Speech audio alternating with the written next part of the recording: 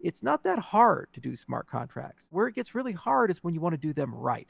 So you want to do them with formal verification. You want to be able to do them with predictable resource costs. You want to do them at scale for millions to billions of people. You want to have a great development experience. You want to bring mainstream programming languages in like Java and C Sharp and JavaScript and so forth. All those things require kind of a fundamentally different paradigm, and they require you to do a lot of R&D and make sure that you do it just the right way. So back in 2016, we put together one of the best teams in the world for smart contract research. We brought in Phil Wadler and Memo Chakravarty and Grigori Roshu and all these other big names from big universities like University of Edinburgh, University of Illinois. And we said, look, guys, we're not going to tell you how to design it.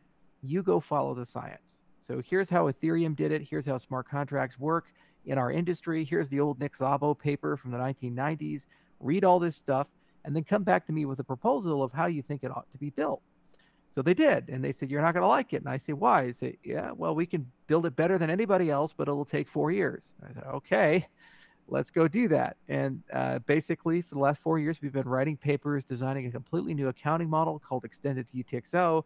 And we wrote 2 new programming languages, Plutus and Marlow. We wrote a whole new piece of infrastructure called Yella, which is basically built on the foundations of LLVM, and it's meant for mainstream languages. And we figured out how to get Ethereum backward compatibility.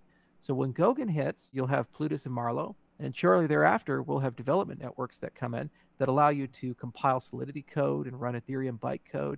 And then eventually will allow you to run JavaScript applications, all kinds of cool things on the Cardano network. So it's the biggest upgrade since Shelley, and it's the most meaningful upgrade because this, in a sense, is taking the network from just a financial system to a system for dApps and a system for smart contracts. And just like when JavaScript came to the web browser, you saw the Googles and the Facebooks and the MySpaces and the YouTubes come and go. Exactly the same thing is going to happen here. It's going to allow us to be a major player in the DeFi space. It's going to allow us to do all the really cool, interesting things that Ethereum does, but also because of the way we designed it, we think it's far more competitive, faster, and also ultimately more cost performant for people's businesses.